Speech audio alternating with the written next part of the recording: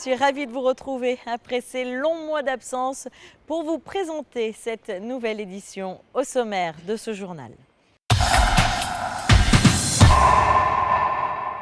Retour sur la journée européenne du patrimoine qui s'est déroulée ce dimanche en Principauté, une journée marquée par la présence et la participation du souverain.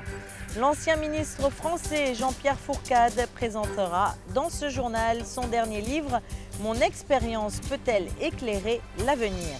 Et puis nous refermerons ce journal avec du sport, toute l'actualité sportive présentée à la fin de cette édition par Frédéric Hélion.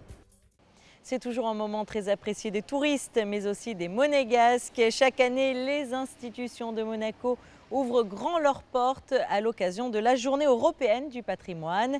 Et puis, au Palais, cette année, les visiteurs ont eu le droit à une jolie surprise. Le récit de Patricia Navarro sur des images de Sylvain Péroumal. C'est l'un des sites qui remporte chaque année le plus de suffrages. Et cette année encore, le Palais Princier a attiré de très nombreux curieux lors de la Journée du patrimoine. Le premier groupe, celui de 10 heures, n'oubliera certainement pas sa visite de l'emblématique édifice, puisque c'est le maître des lieux en personne, le prince Albert II, qui l'a accompagné dans sa découverte de l'exposition installée dans la bibliothèque du Palais, une exposition consacrée notamment à Jacques Ier. Ah oui, c'est formidable. On a eu vraiment de la chance, d'autant plus que nous faisons partie d'un groupe de retraités et que nous devions aller marcher. Et on n'aurait pas pu venir. La pluie nous a permis d'être là et nous sommes très heureux. On ne s'y attendait pas, on était venus pour visiter comme ça. Mais on a appris pas mal de choses, notamment sur les Matignons. J'ignorais pas mal de choses là-dessus. C'est très bien comme ça. J'ai une amie qui avait donc cherché sur Internet pour cette journée. Donc ça nous faisait très plaisir de venir, bien entendu, mais nous avons été enthousiasmés par la visite, par l'accueil de Monseigneur de Monaco.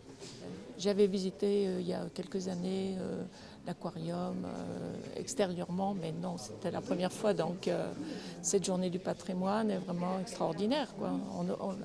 On la fera connaître parce que nous habitons Sainte-Maxime et nous faisons partie de l'accueil des villes françaises. Donc je pense que ce sera une bonne sortie pour une prochaine visite.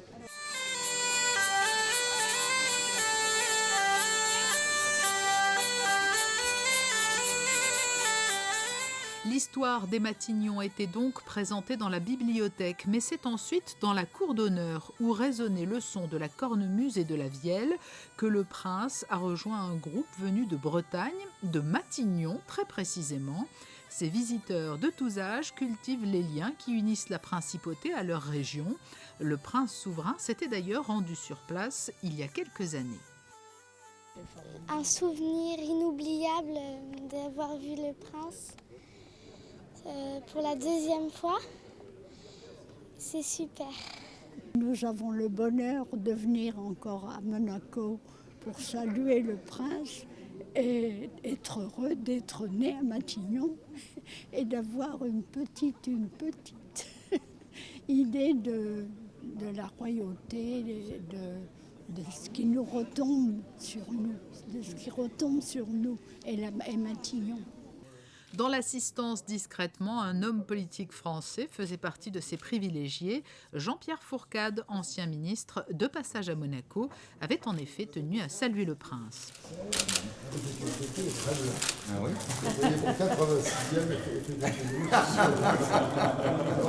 Et quelques minutes plus tôt, c'est sous la cour d'honneur, dans la méconnue citerne du Palais, qu'avait débuté une autre initiative liée à la Journée du patrimoine. Ils étaient une trentaine à avoir pris part au parcours au fil de l'eau à vélo. C'est pour faire découvrir tous les vestiges de l'histoire de l'eau en Principauté, tout ce qui reste. C'est un pan de notre histoire et c'est quelque chose qu'on n'a pas l'habitude de voir. Donc c'est tous des sites qui ne sont pas ouverts au public.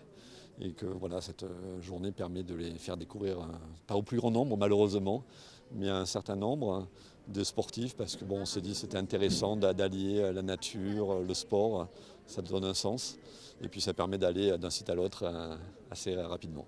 Quand on est descendu là-dedans, quand j'ai vu ça, parce que même quand il a dit, je ne sais plus qui a dit que c'était impressionnant, j'ai dit mais c'est pas possible, on ne s'attend pas à ça. C'est impressionnant, tout simplement. C'est intéressant de savoir où se trouvent les sources à Monaco. Et puis faire une visite de Monaco, c'est toujours assez exceptionnel. Et puis, voilà. Le petit groupe a ensuite poursuivi sa route à vélo vers les puits de la Condamine et la source Volabelle. Et alors que quelques gouttes commençaient à tomber, certains ont trouvé refuge à la résidence du ministre d'État, un lieu qui connaît un bel engouement.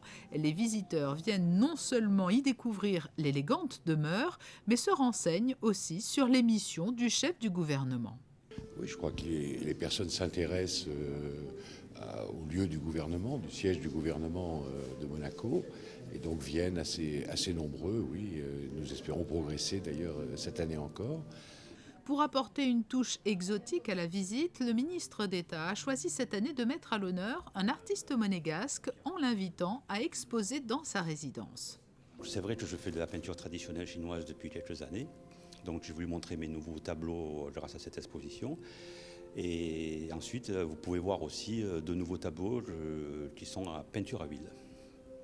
Ce sont des tableaux qui sont issus de mes voyages à travers le monde, avec tout le travail que j'ai fourni aussi bien pour le gouvernement princier, pour d'autres institutions, et en particulier pour la coopération internationale monégasque. Et parmi les sites les plus prisés par les visiteurs en cette journée du patrimoine, citons également le musée océanographique qui proposait un tarif réduit, la collection des voitures du prince, la mairie ou bien encore le jardin exotique et le Conseil national.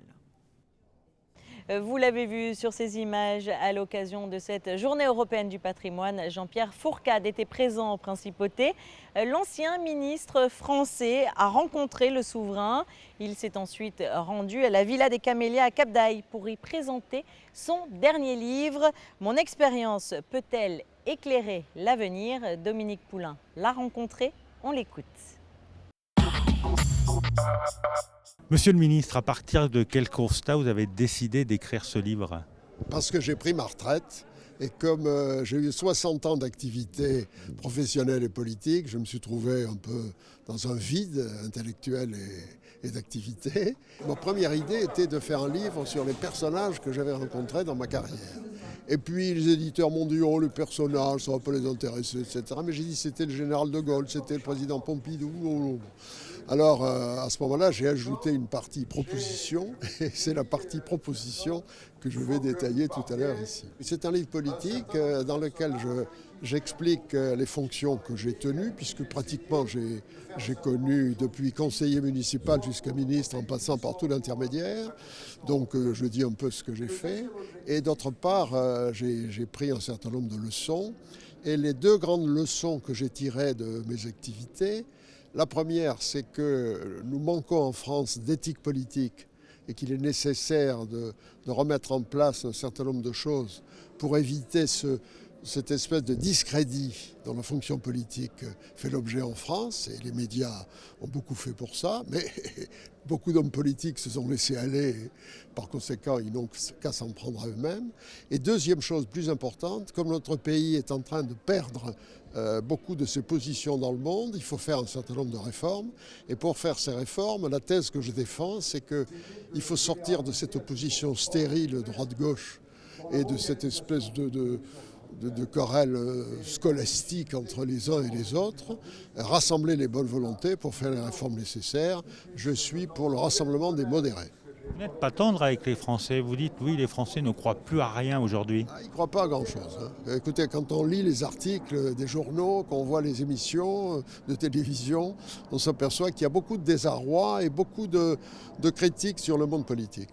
Beaucoup. Et certaines sont justifiées, d'autres non, mais je crois qu'il faut faire un certain nombre de choses. Alors on a cru qu'on pouvait s'en sortir en interdisant le cumul des mandats. Je ne le pense pas. Je crois que quand on a un mandat national, parlementaire ou ministériel, il faut conserver un mandat local pour voir un peu ce que pensent les gens de base. Car lorsqu'on est dans les grands palais nationaux ou dans les grandes assemblées, on oublie un peu les soucis quotidiens de nos concitoyens. L'Europe est indispensable pour la France. L'Europe est indispensable pour la France, à condition que la France tienne son rang.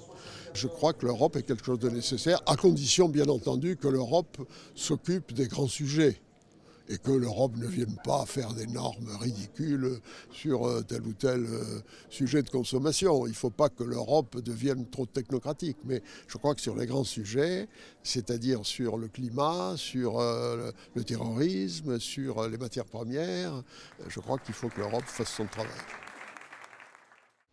Monaco rend hommage au cinéaste français Marcel Pagnol, ancien résident monégasque.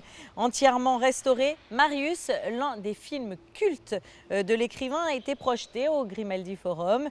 Une projection événement à laquelle assistaient 250 personnes, dont le prince souverain et Nicolas, le petit-fils de Marcel Pagnol, qui travaille aujourd'hui à prolonger la vie de l'œuvre de son grand-père. Vous pourrez d'ailleurs voir Marius dans sa nouvelle version le 9 décembre prochain dans les salles obscures. Et puis une avant-première monégasque qui a toutefois marqué la rentrée des archives audiovisuelles.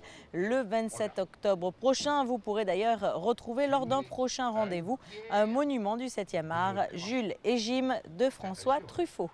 Et si vous n'avez pas encore votre nez rouge, il est temps dès à présent de se le procurer. Pour ce faire, rendez-vous dans la galerie commerciale de Fontvieille car le 6 décembre prochain, il faudra apposer votre nez rouge sur votre véhicule en soutien envers les enfants en détresse de la région. Une journée de solidarité mise en place depuis plusieurs années maintenant par l'association Les Enfants de Francky. Des nez rouges qui cette année se voudront collector. Il y a quelques jours, de vieux nez rouges ont été récupérés pour recouvrer prochainement une seconde vie dans une œuvre d'art d'Anthony Alberti. En partenariat avec la Fondation Princesse Charlène, une soirée de gala a marqué le lancement officiel de la phase 2 de la campagne internationale Stand Up for African Mothers de l'AMREF Flying Doctors. Première ONG de santé publique en Afrique, l'organisation soutient les femmes et les enfants africains. En présence de 200 invités, les fonds récoltés lors de cette soirée intitulée Africa on the Rock soutiendront la formation de sages-femmes dans une dizaine de pays africains et un projet conjoint au Kenya de l'AMREF et de la Fondation Princesse Charlène. Société Générale Private Banking vous présente la météo. Passons à présent en revue votre carte météorologique pour les jours à venir. Mardi, le temps sera au beau fixe, quelques nuages discrets mais des températures douces dans la journée. Comptez 14 degrés pour les minimales et 20 pour les maximales. Mercredi, toujours du soleil et des nuages passagers, un climat conforme à la saison. La journée de jeudi sera elle aussi belle, les températures oscilleront entre 14 et 20 degrés. Et puis vendredi, maintien d'un temps sec et ensoleillé accompagné de températures agréables. Cette édition est à présent terminée. Je vous laisse tout de suite en compagnie de Frédéric Hélion pour votre actualité sportive. Au revoir. La météo vous a été présentée par Société Générale Private Banking.